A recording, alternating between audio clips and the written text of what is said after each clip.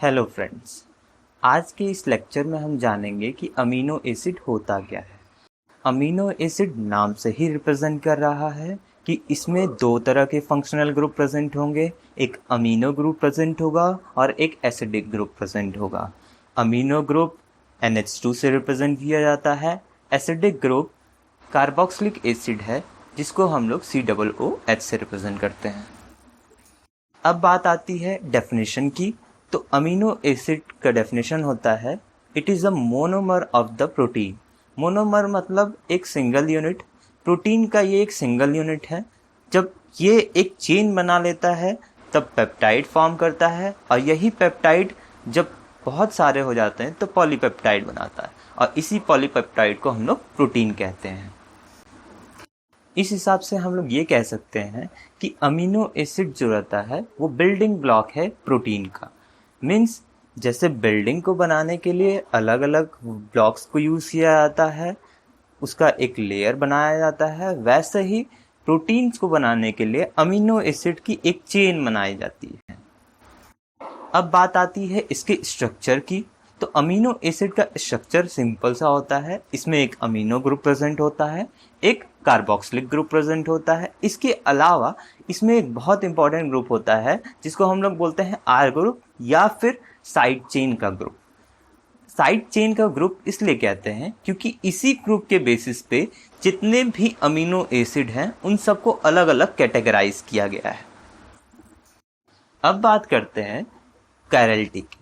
तो कायरलिटी का मतलब होता है capacity to form a mirror image. मतलब मिरर इमेज फॉर्म करने की कैपेसिटी को हम लोग कायरलिटी बोलते हैं। इस कायरलिटी में जो इमेजेस होती है वो एक दूसरे पे सुपर इम्पोज नहीं हो सकती है। जैसे हमारे हाथ दोनों मिरर इमेज है, लेकिन जब हम लोग इन दोनों को सुपर इम्पोज करते हैं तो ये सुपर इम्पोज नहीं कर सकते हैं। इसका मतलब हमारे हाथ एक दूसरे से कायरल फॉर्म करते हैं। इसी तरह अमीनो एसिड में भी कायरलिटी शो होती है। जैसे हमारे हाथ में 5 अलग अलग साइज की उंगलियां होती हैं, वैसे ही कार्बन पे 4 अलग अलग तरह के फंक्शनल ग्रुप प्रेजेंट होते हैं। जिस कार्बन पे ये कायरलिटी शो करता है उसको बोला जाता है कायरल कार्बन। इस कायरलिटी की वजह से अमीनो एसिड एक प्रॉपर्टी शो करते हैं जिसको बोलते हैं ऑप्टिकल प्रॉपर्टी। दो तरह की प्रॉपर्टी इसमें आती है, एक लेवोरोटेटरी और एक टेक्स्टोरोटेटरी।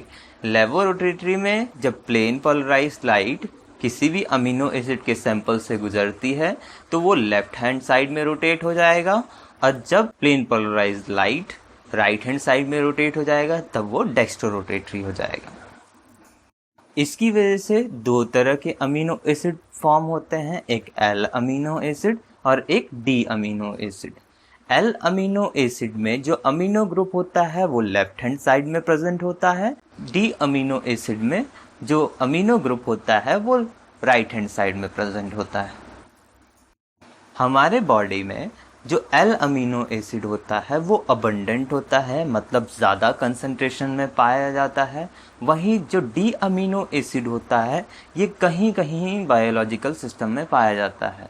फॉर एग्जांपल पेप्टाइडोग्लाइकेन में जो क्रॉस लिंकिंग होती है उसमें ये D अमीनो एसिड प्रेजेंट होता है, और कुछ एंटीबायोटिक्स में इसका यूज़ होता है।